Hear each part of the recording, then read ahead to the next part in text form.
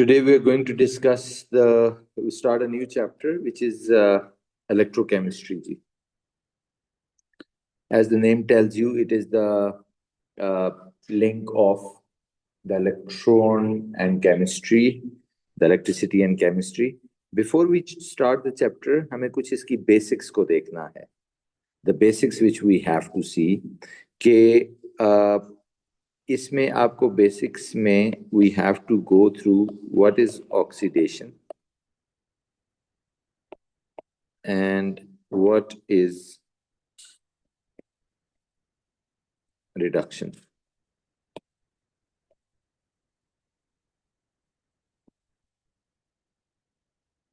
What is oxidation and what is reduction? Oxidation is what? Oxidation, we all know, is in terms of electrons only, loss of electrons or increase in oxidation state. Reduction is what? Gain of electrons or decrease in oxidation number.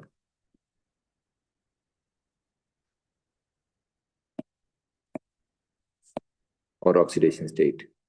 मिसाल के तौर पे ये एक metal है Na, it loses electron to become Na positive, तो इसकी क्या हो गई है? ऑक्सीडेशन. लेकिन अगर एक नॉन मेटल है, let's say chlorine, it gains electron, तो इसकी क्या हो गई है? रिडक्शन. क्लियर है? और जिस सब्सटेंस की ऑक्सीडेशन होती है, जैसे यहाँ Na की ऑक्सीडेशन हो रही है, तो ये कौन सा एजेंट है जिसकी ऑक्सीडेशन होती है? वो कौन सा एजेंट होता है? Reducing agent. और जिसकी रिडक्शन हो रही है वो कौन सा एजेंट है? Oxidizing agent.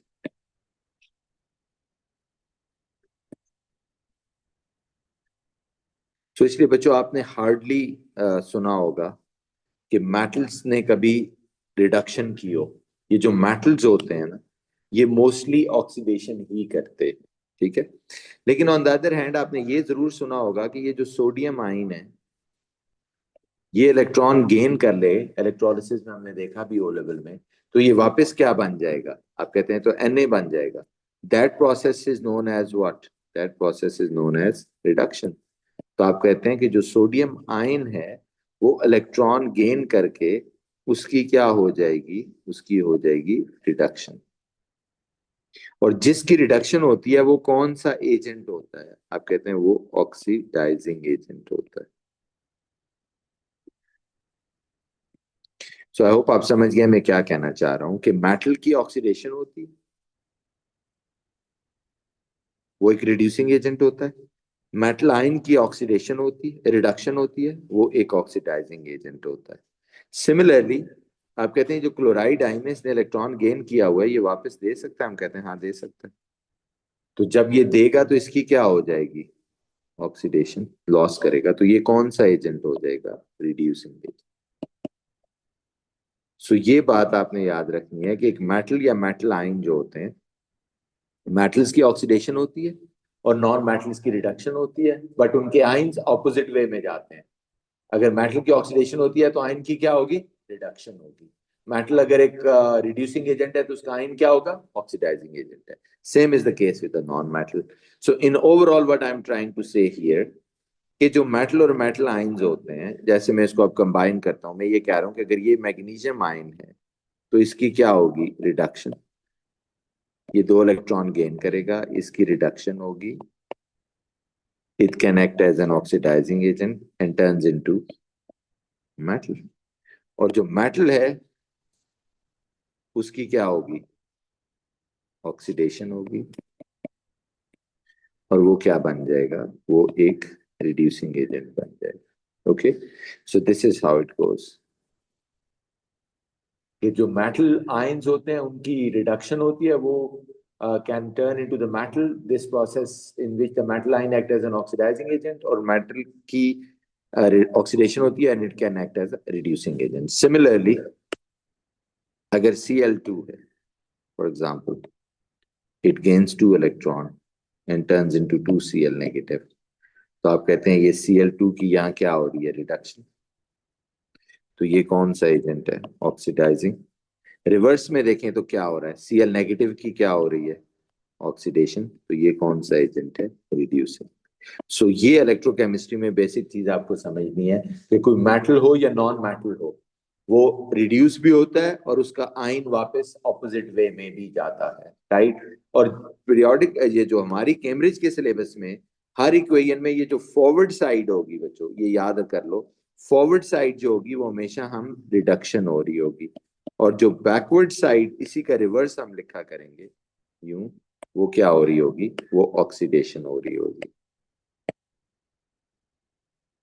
इसलिए जब फॉरवर्ड रिडक्शन हो रही है तो ये जो सब्सटेंस जिसकी रिडक्शन हो रही है वो इधर कौन हुआ करेगा, ऑक्सीडाइजिंग एजेंट, और इधर कौन हुआ करेगा, reducing agent. Is it clear now. So पूरी डेटा बुकलेट इसी तरह, या पूरी बुकलेट पूरा डेटा जो आपको गिवन होगा वो यही होगा। तो ये आपने याद रखना है कि मेटल की हमेशा ऑक्सीडेशन होगी और उसके आयन की रिडक्शन होगी, नॉन मेटल की रिडक्शन होगी और उसके आयन की ऑक्सीडेशन होगी, राइट। सो जिसकी भी रिडक्शन या ऑक्सीडेशन होती है वो रिवर्स भी हो सकता है, यानी ऑक्सीडाइज होके वापस भी आ सकता है, राइट। इसलिए वो दोनों केसेस में प्रोसीड करते हैं। Is it clear. अब हम इस चैप्टर को स्टार्ट कर लेते हैं, राइट। फॉर एग्जांपल अगर मैं, या चलें एक एक चीज में पूछ लेता हूँ कि किधर रिडक्शन किधर ऑक्सीडेशन, कौन ऑक्सीडाइजिंग एजेंट कौन रिड्यूसिंग एजेंट है, ये जरा बताइएगा बच्चों। इन दोनों इक्वेशंस की आपने असाइन करना है कि इस इक्वेशन में कौन ऑक्सीडाइजिंग एजेंट है, कौन रिड्यूसिंग एजेंट है, किधर ऑक्सीडेशन हो रही है, किधर रिडक्शन हो रही है। ओके,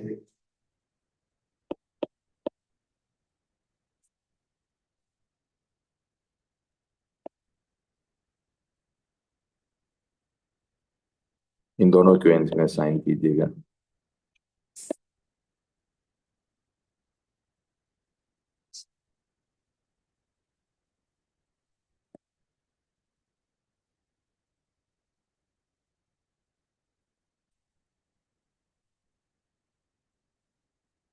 असाइन करें बच्चों, किस साइड पे रिडक्शन हो रही है, किस साइड पे ऑक्सीडेशन हो रही है, कौन ऑक्सीडाइजिंग एजेंट है, कौन रिड्यूसिंग एजेंट है।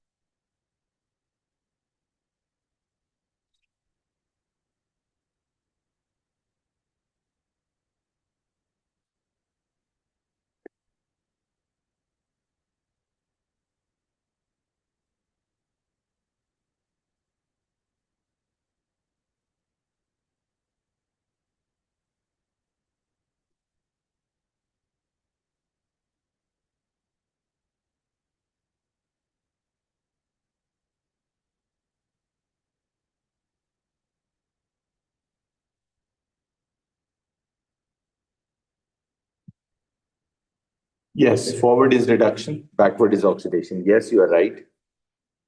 Here is the reduction. Here is oxidation. तो रिडक्शन किसकी हो रही है, कौन है ऑक्सीडाइजिंग एजेंट। Copper, नो, copper copper ion. 2 positive. Yes, तो ये क्लियर करना है। और जिसकी ऑक्सीडेशन हो रही है वो कौन है,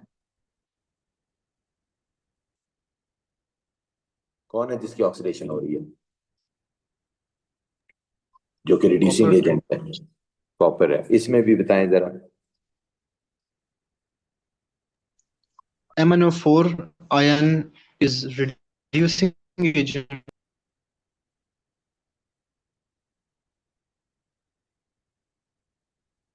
यस, फॉरवर्ड में रिडक्शन हो रही है। नो, जिसकी रिडक्शन हो रही है वो ऑक्सीडाइजिंग एजेंट होता है, MnO4 ऑक्सीडाइजिंग एजेंट।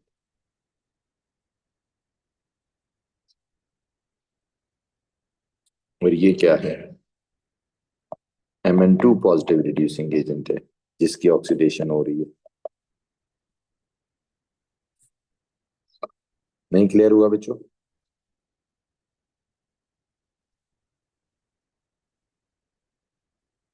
दोबारा बताऊं। सर हो गया क्लियर। और राइट, सो अब आ जाते हैं इलेक्ट्रोकेमिस्ट्री के ऊपर। अब जहां तक इलेक्ट्रोकेमिस्ट्री का ताल्लुक है बच्चों, बेसिकली जो सेल होते हैं ना, वो दो तरह के सेल होते हैं। एक को बोलते हैं इलेक्ट्रोलिटिक सेल, और एक को बोलते हैं इलेक्ट्रोकेमिकल सेल। यानी इलेक्ट्रिसिटी और केमिस्ट्री जो आपस में लिंक होते हैं ना, वो दो सेल्स के थ्रू होते हैं, एक इलेक्ट्रोलिटिक और एक इलेक्ट्रोकेमिकल सेल। क्या फर्क है मैं बताता हूँ। इलेक्ट्रोलिटिक सेल वो होता है जो हमने ओ लेवल में पढ़ा,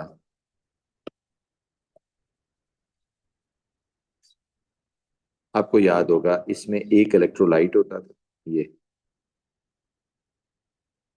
दो इलेक्ट्रोड्स होते थे। लेट्स से कोई मोल्टन इलेक्ट्रोलाइट है, NaCl liquid,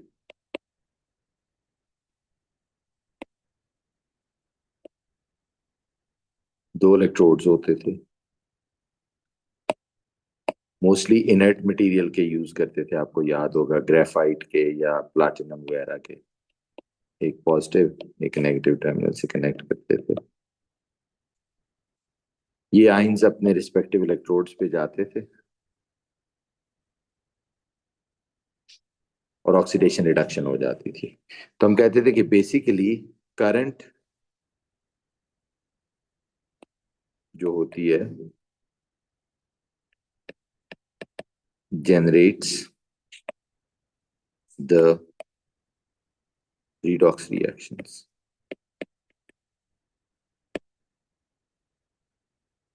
in this cell। लेकिन एक होता है इलेक्ट्रोकेमिकल सेल। ये वो सेल है जो हम मार्केट से नहीं लाते, टॉयज में टॉर्चेज में डालते हैं पावर के लिए। इसमें एक नहीं दो इलेक्ट्रोलाइट्स होते हैं यूजुअली।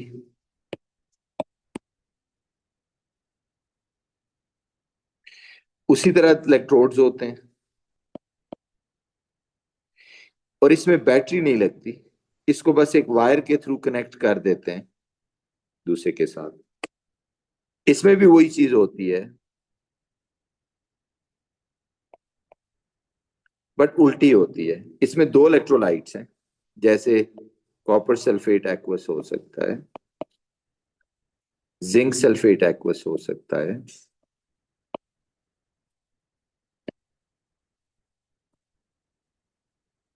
तो क्या होता है, आप कहते हैं जी ये इसमें उल्टा है, खुद से यहां ऑक्सीडेशन एंड रिडक्शन होता है और वो करंट जनरेट कर देता है। यानी उल्टा है, इसमें current generates the redox reaction, इसमें हम कहते हैं रीडॉक्स रिएक्शन। आपको समझ भी, आपको पता है कि जो हम बैटरी बाजार से लाते हैं उसमें कोई करंट स्टोर तो नहीं होती ना, उसमें रीडॉक्स रिएक्शंस होते हैं जब आप उसको टॉय के अंदर डालते हैं। तो redox reactions generate electricity.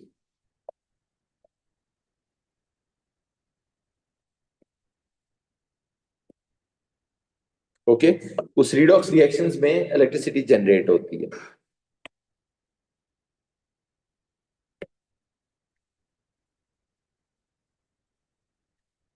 Okay,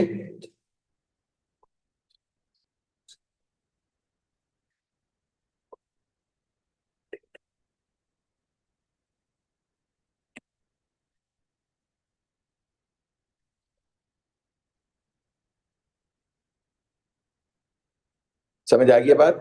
सो दो तरह के सेल्स होते हैं, यही वो सेल है जो हम टॉयज में टॉर्चेज में डालते हैं। आप कहते हैं अच्छा आप समझ आइए, उसके अंदर रीडॉक्स रिएक्शंस होते हैं खुद से और वो करंट को जनरेट करते हैं, उस करंट को यूज करके हम टॉय को टॉर्च को जिस चीज में भी डालते हैं उसको चलाते हैं। ये उल्टा है, इसमें आप कहते हैं जी बैटरी से करंट जाता है और फिर वो सेल के अंदर रीडॉक्स रिएक्शंस होते हैं। तो ये बेसिकली दो तरह के सेल्स हैं और ये पूरा चैप्टर हमने यही पढ़ने हैं बच्चों, इलेक्ट्रोलिटिक सेल और इलेक्ट्रोकेमिकल सेल। पहले हम इलेक्ट्रोकेमिकल सेल से शुरू करते हैं। ओके,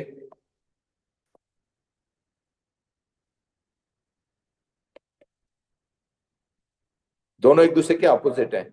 एक में करंट पास करने से रिडॉक्स रिएक्शंस होते हैं और एक में रिडॉक्स रिएक्शंस होने से करंट जनरेट हो जाती है। ओके, अब जो इलेक्ट्रोकेमिकल सेल है हम कहते हैं इट कंसिस्ट ऑफ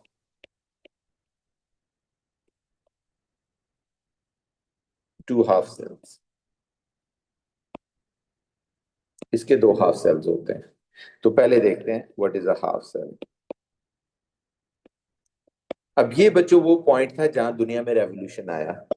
जो आज बैटरी है ना जिसको हम यूज कर रहे हैं, वो बैटरी जब नहीं बनी, आज टॉय से लेकर एयरक्राफ्ट तक, एरोप्लेन्स तक, AI जनरेशन, सब कुछ इस बैटरी के ऊपर डिपेंडेंट है।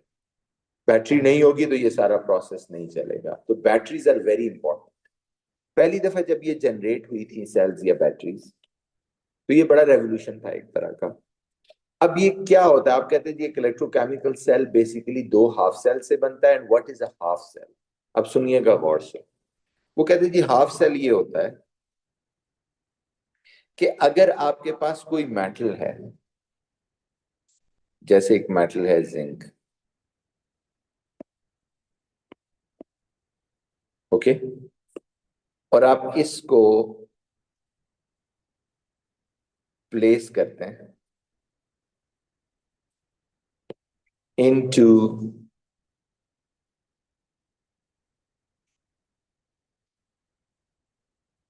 देखें, ये जिंक मेटल है, मैंने ली जिंक रॉड,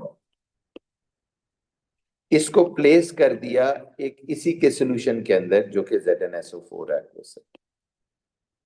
जिसकी स्टैंडर्ड कंडीशंस के लिए 1 मोल पर DM³ कॉन्सेंट्रेशन रखी, 25 डिग्री टेम्परेचर रखा। आप कहते हैं जी अभी हम पढ़ के आए हैं पीछे कि यानी इस सॉल्यूशन के अंदर जिंक आयन है और सल्फेट आयन है। एक्वस का मतलब होता है ना आयंस, ठीक है।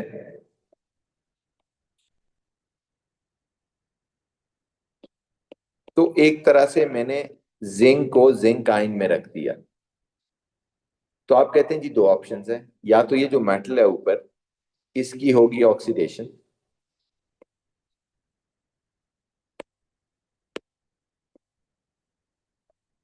और ये टर्न हो जाएगा, ऑक्सीडेशन मतलब लॉस ऑफ इलेक्ट्रॉन, तो ये जिंक आयन बना देगा। यानी या तो ये मेटल यहां से डिसॉल्व होके अंदर चली जाएगी और Zn2 पॉजिटिव बन जाएगी, या दूसरा ऑप्शन ये है कि जो सॉल्यूशन के अंदर जिंक आयन है इनकी रिडक्शन हो जाए। चले मैं इसको इस तरह लिख लेता हूं। ऑप्शन 1 ये है कि जो जिंक आयन है सॉल्यूशन के अंदर वो 2 इलेक्ट्रॉन गेन करें जिंक मेटल से और जिंक में चेंज हो जाए, या जिंक की ऑक्सीडेशन हो और वो जिंक आयन। यानी यहां दोनों ऑप्शंस प्रेजेंट हैं। Either this metal rod zinc can undergo oxidation और these zinc ions can undergo reduction, ठीक है। आई अज्यूम कि यहाँ जिंक की ऑक्सीडेशन हो गई, अज्यूम कर रहा हूं, ओके। तो फिर तो बन जाएगा Zn2 पॉजिटिव प्लस 2 इलेक्ट्रॉन, जिसकी वजह से सॉल्यूशन में पहले तो अब गौर से सुनना, पहले जितने जिंक आयन थे उतने ही सल्फेट थे ना, अब आप कह रहे हैं जिंक आयन एक्स्ट्रा आ गए, जिससे सॉल्यूशन के ऊपर क्या चार्ज आ गया, पॉजिटिव, रॉड के ऊपर क्या चार्ज आ गया, नेगेटिव। आप कहते हैं ये एक पोटेंशियल यहां जनरेट हो जाएगा because of the positive and negative, और इस चीज को आप हाफ सेल कहने लग जाएंगे, right. Then this thing is known as a half cell, right. और इसके अंदर जो पोटेंशियल जनरेट हो गया है, और इसे आप इलेक्ट्रोड भी कहने लग जाते हैं, तो इसे E0 ऑफ इलेक्ट्रोड कहते हैं। लेट्स से वो वैल्यू मैं अज्यूम कर रहा हूँ अभी -0.76 वोल्ट आ गई बिकॉज ऑफ दिस। यानी मैंने ये कहा कि ये तो बहुत ही सिंपल है कि आप जिंक को जिंक आयन के अंदर रखा, ZnSO4 के अंदर रखा, जस्ट डिप किया, एक मेटल रॉड ली उसको डिप कर दिया, तो आप कहते हैं आइदर ऑक्सीडेशन और रिडक्शन हुई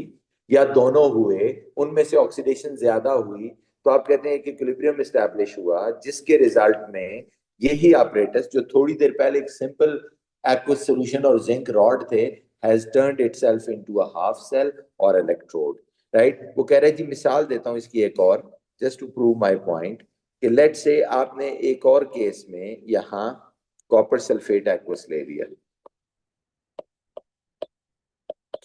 उसकी कॉन्सेंट्रेशन भी 1 मोल पर DM³ है, उसका टेम्परेचर भी 25 है, और अब की बार उसमें जिंक रॉड नहीं रखी, उसमें इसी मेटल की अपनी रॉड यानी कॉपर रख दी, तो आप कहते हैं तो फिर चांस हो गया copper ion in this, copper sulphate का मतलब है copper ion and sulphate ion.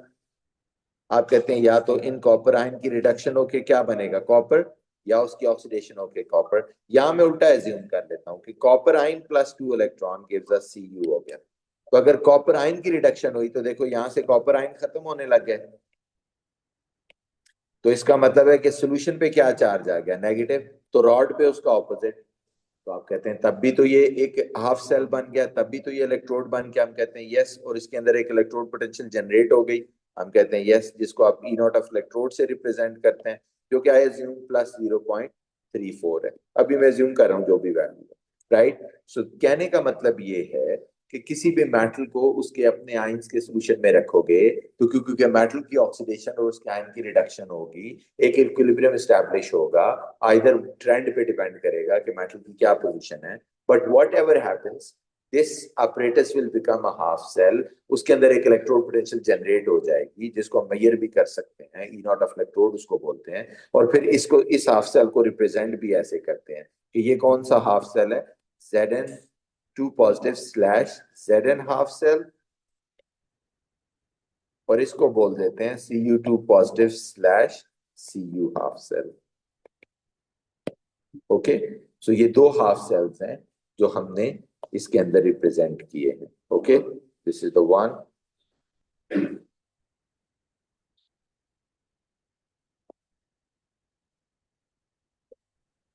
Right. इसी तरह अगर अब वो कह रहा है कि इसका मतलब है दुनिया की कोई भी मेटल आप उसके अपने आयंस के सॉल्यूशन में रखोगे, आइदर ऑक्सीडेशन और रिडक्शन होगी और वो apparatus एक हाफ सेल बन जाएगा क्योंकि उसके अंदर एक इलेक्ट्रोड पोटेंशियल जनरेट हो जाएगी, राइट। और वो नेचुरली होती ही होती है, जो दूसरे से हमेशा डिफरेंट होती है। और उसको जो अंदर जनरेट होती है, अगर स्टैंडर्ड कंडीशंस हो तो उसे स्टैंडर्ड इलेक्ट्रोड पोटेंशियल कहते हैं, स्टैंडर्ड इलेक्ट्रोड पोटेंशियल।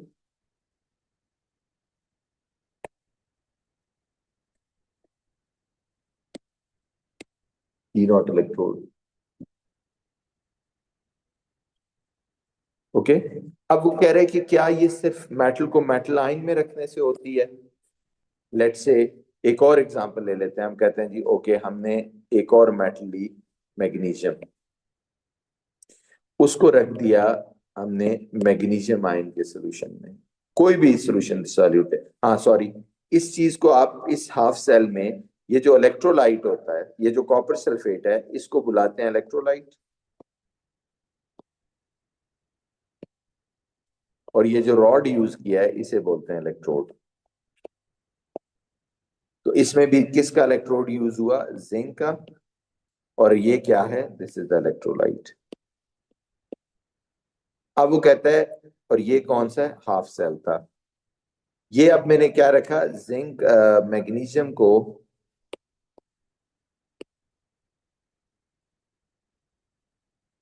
मैंने रख दिया MgSO4 एक्वस में, जिसकी कॉन्सेंट्रेशन 1 मोल पर dm³ okay, 25 degree Celsius temperature है। तो Mg2 पॉजिटिव की रिडक्शन होगी और Mg बनेगा, या Mg की ऑक्सीडेशन होगी, जो भी होगा इसमें, इसकी एक ये हाफ सेल बन जाएगा, ई नॉट ऑफ इलेक्ट्रोड जनरेट हो जाएगी, लेट्स से -2.83 वोल्ट होगा, और इस हाफ सेल को आप कहेंगे Mg2 positive slash Mg half cell. अब सवाल ये है बच्चों कि क्या ये सिर्फ मेटल को मेटल आयन में रखने से होता है, नहीं, the important point is no. आप कह रहे हैं जी इवन क्या हम नॉन मेटल को उसके आयंस के साथ मिक्स करें, तो ऊपर हम पढ़ के आए हैं, ऊपर देखें टॉप पे हम पढ़ के आए हैं, हम कह रहे हैं जी नॉन मेटल में भी तो ये हो रहा था कि अगर उसकी रिडक्शन होती है तो उसके आयन की क्या होती थी, ऑक्सीडेशन होती थी। जब उनको इन कांटेक्ट लाओगे तो भी तो ये इक्विलिब्रियम एस्टैब्लिश होगा। हम कहते हैं yes, that is possibility. Let's say मैं वही ले लेता हूं, आप कहते हैं जी यहाँ आप बीकर में नीचे, लेट्स से आप ले लेते हैं क्लोराइड आयन के लिए कोई भी सोल्यूशन ले लें जिसमें क्लोराइड आयन हो, चले HCl ले लेते हैं aqueous, जिसकी कितनी कॉन्सेंट्रेशन होगी 1 मोल पर dm³ for the standard thing, 25 degree temperature. इसमें अब HCl aqueous में कौन है, क्लोराइड आयन है। तो इसमें क्या डिप करना है, क्लोरीन। आप कहते हैं क्लोरीन कोई रॉड तो नहीं है जब हम डिप कर लें, तो हम कहते हैं थोड़ी सी इसमें जो इसकी कंस्ट्रक्शन को चेंज करना है। आपने एक ग्लास जैकेट लेनी है, स्ट्रॉ की तरह की ये चीज होती है, जैसे स्ट्रॉ नहीं होता, इस तरह की एक चीज है समझे। इसको डिप करना है इसके अंदर और यहां से Cl2 गैस पास कर देनी है इनसाइड दिस, और इसका प्रेशर क्या होना चाहिए, 1 atm। ओके, 1 atm प्रेशर होना चाहिए, और इसको किसके साथ अटैच करेंगे, यहाँ प्लैटिनम इलेक्ट्रोड। ये क्यों लगाया है बच्चों, मैं थोड़ी देर में बताता हूँ ये क्या चीज है, ठीक है। अब वो कहता है जी कि ये तो जब क्लोरीन गैस नीचे जाएगी या तो वो इलेक्ट्रॉन लेगी और उसकी रिडक्शन होके क्या बन जाएगा, 2Cl नेगेटिव, या Cl की ऑक्सीडेशन होगी Cl नेगेटिव की और Cl2 बन जाएगा। वट एवर हैपन्स, जो भी होगा यहाँ पे ई नॉट ऑफ इलेक्ट्रोड यहाँ जनरेट हो जाएगी, जो कि कितनी होगी, लेट से +1.36 वोल्ट हो जाएगी, और इसे आप Cl2/2Cl नेगेटिव हाफ सेल बोलेंगे, राइट। सो जब भी आप इसको, अब इसमें प्रॉब्लम ये था, इसमें देखो बच्चों, जो भी इलेक्ट्रोड पोटेंशियल जनरेट होता था, तो मैग्नीशियम क्योंकि एक मेटल है, मेटल खुद एक कंडक्टर है, तो जो भी इलेक्ट्रॉन्स यहाँ से जनरेट होंगे उसको अगर लेट से बाहर लाना है इस सोल्यूशन से, तो मैग्नीशियम खुद ले आएगा। लेकिन जो क्लोरीन है वो तो एक गैस है, वो जब पास होगी तो नहीं ला सकेगी, इसलिए हमें उस पोटेंशियल को, उस इलेक्ट्रोड पोटेंशियल को बाहर कैरी करने के लिए एक एक एक मेटल रॉड चाहिए था, जो हमने काफी रिसर्च करके, जो बहुत ही इनर्ट मेटल हो और बहुत सेंसिटिव भी हो टुवर्ड्स इलेक्ट्रॉन, वो यूज करनी थी, तो वो हमने फिर प्लैटिनम चूज कर ली। सो हर केस में यहाँ प्लैटिनम इलेक्ट्रोड होगा और इलेक्ट्रोलाइट जो है वो ये होगा। सो ये बात आपने याद रखनी है कि जब भी किसी मेटल को मेटल आयन में रखते हैं, ये यानी ये पहली टाइप ऑफ हाफ सेल होगी। अगर आप साथ ही टाइप्स ऑफ हाफ सेल को भी कवर कर लें, ठीक है, so types of half cell को भी कवर कर लें। मैं थोड़ा जल्दी में करा रहा हूँ ताकि आपका चैप्टर मैक्सिमम कवर हो जाए विद इन द टाइम। अगर टाइप्स ऑफ हाफ सेल को कर लें तो आप कहते हैं एक होता है metal into metal ion half cell, इसमें मेटल खुद इलेक्ट्रोड होती है। ओके, याद रखना, इसमें मेटल खुद इलेक्ट्रोड होती है और जो मेटल का एक्वस सोल्यूशन है उसके आयन का, वो उसका इलेक्ट्रोलाइट होता है।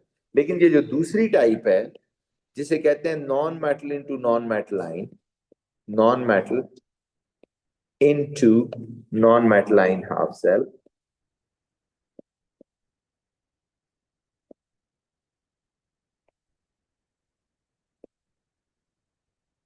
इसमें आपको याद रखना है इलेक्ट्रोलाइट तो वही नॉन मेटल आयन होगा, ठीक है, बट इसमें स्टार लगा के लिख लें, एडिशनली सब में प्लैटिनम इलेक्ट्रोड्स यूज होते हैं। ओके, क्योंकि वो नॉन मेटल्स कंडक्टर नहीं होते, तो हमें अलग से इलेक्ट्रोड मेटल का डालना पड़ता है।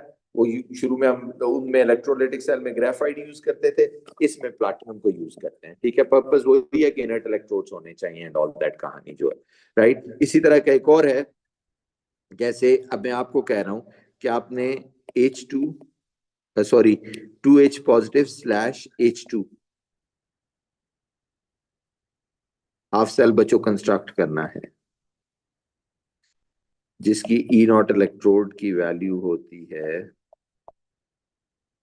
0.0 वोल्ट, ओके, जिसमें हाइड्रोजन आयन की क्या होगी, रिडक्शन होगी, और क्या बनेगा H2, या इसकी ऑक्सीडेशन होगी और ये बन जाएगा।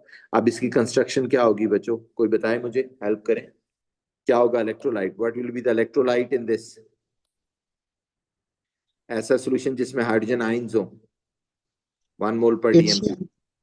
यस, आप कहते हैं जी HCl the good one, H2SO4, nitric acid, कुछ भी हो सकता है स्टैंडर्ड कंडीशंस के लिए। ये स्टैंडर्ड कंडीशंस के लिए 25 डिग्री सेल्सियस 1 मोल पर डीएम क्यूब कॉन्सेंट्रेशन, सो इसमें क्लोराइड आयन, ओ सॉरी, H पॉजिटिव आयन होंगे।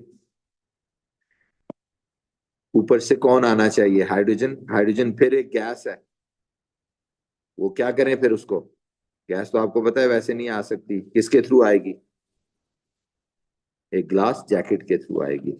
और ये हाइड्रोजन गैस जो पास की जाती है, फिक्स प्रेशर 180 पे पास की जाती है, और इसमें क्या लगा देते हैं, इसमें भी आपको क्या लगाना पड़ेगा, प्लैटिनम इलेक्ट्रोड। तो क्या सिर्फ नॉन मेटल को नॉन मेटल आयन में रखें तो हाफ सेल बनता है, नहीं, एक और केस भी है। तो एक हो गया metal into metal ion half cell, एक हो गया non metal into non metal ion से, एक और ब्रेक थ्रू भी था, इसको कहते हैं, ये जो तीसरी टाइप ऑफ हाफ सेल है, इसको बोलते हैं डिफरेंट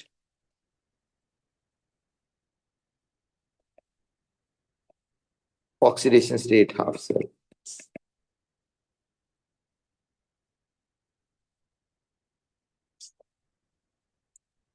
ये क्या चीज है different oxidation state half cell, वो कहता है अगर आपने देखा मेटल नॉन मेटल में बहुत सारे ऐसे एलिमेंट्स हैं जिसकी एक से ज्यादा ऑक्सीडेशन स्टेट्स होती हैं, जैसे आयरन की है, +2 भी है +3 भी है, क्रोमियम की भी इसी तरह है, सल्फर की है, निकल की है। बहुत सारे मेटल नॉन मेटल ऐसे हैं जिनकी एक से ज्यादा ऑक्सीडेशन स्टेट्स होती हैं। वो कह रहे हैं जी, अगर आप, अब गौर से सुनना, अगर आपके पास एक बीकर में ये एक एक्वस सोल्यूशन है, क्या मैंने कहा है, ये एक एक्वस सोल्यूशन है, FeSO4 एक्वस, 0.5 मोल पर डीएम क्यूब। तो इसका मतलब है इसमें कौन से आइंस हैं, इसमें Fe2 पॉजिटिव आइंस है। एक और एक्वस सोल्यूशन है यहाँ पे आपके पास, वो है Fe2SO4 एक्वस। इसमें कौन से हैं? आप कह रहे हैं जी इसमें तो Fe3 पॉजिटिव आइंस है। तो अब ये मेटल नहीं है, ये दो एक्वस सॉल्यूशंस हैं जिसमें एक में Fe2 पॉजिटिव है और एक में Fe3 पॉजिटिव आइंस है। एक में क्या है, 2 पॉजिटिव और एक में 3। ये दो एक्वस सॉल्यूशन है। कह रहे हैं इन दो एक्वस सॉल्यूशन को आपस में मिक्स कर दो एक बड़े कंटेनर में। दो एक्वस सॉल्यूशन को आपस में मिक्स कर दो, Fe3 पॉजिटिव और Fe2 पॉजिटिव को, लेट्स से। तो आप कहते हो ये इसकी तो रिडक्शन होगी और ये बन जाएगा, और इसकी ऑक्सीडेशन होगी, ये बन जाएगा। तो आप कहते हैं वही चीज हो गई। आप कह रहे हैं इधर से इधर रिडक्शन हो रही है, इधर से इधर ऑक्सीडेशन हो रही है, तो आप कहते हैं यहाँ भी इलेक्ट्रोड पोटेंशियल जनरेट हो जाएगा। हम कहते हैं yes, E not of electrode होगा, लेट से प्लस 0.77 वोल्ट हो जाएगा। ओके, और ये जो हाफ सेल होगा इसे बोलते हैं Fe3 positive slash Fe2 positive half cell. इसकी निशानी ये होती है कि इसमें दोनों स्लैश से पहले और स्लैश के बाद आयंस होते हैं। तो आप कहते हैं इसमें कोई करंट कैरी भी तो करने वाला होगा, इसमें कौन लेके जाएगा, रॉड तो कोई है नहीं, इसमें भी वही चीज लगेगी। एंड व्हाट इज दैट, वही चीज, that is the platinum electrode. इसे कहते हैं different oxidation state half cell, right. So ये इसमें प्लैटिनम इलेक्ट्रोड लगता है बच्चों। सो ये 3 different types of half cells होते हैं जो हमने अभी डिस्कस किए। ये रेवोल्यूशन था जो मैं कह रहा हूं कि एक मेटल को मेटल आयन में रखो, नॉन मेटल को नॉन मेटल आयन में रखो, दो डिफरेंट ऑक्सीडेशन स्टेट्स को मिक्स करो, एक्वस सॉल्यूशंस को 1 मोल पर डीएम क्यूब। हाँ, इसकी टोटल कॉन्सेंट्रेशन इक्वल कॉन्सेंट्रेशन होनी चाहिए, ये इसकी आइडियल कंडीशन है कि दोनों की कॉन्सेंट्रेशन इक्वल होनी चाहिए। ये भी 0.5 मोल पर डीएम क्यूब होना चाहिए। Fe2 पॉजिटिव अगर 0.5 है तो Fe3 पॉजिटिव भी 0.5 होना चाहिए, या दोनों 1-1 होने चाहिए।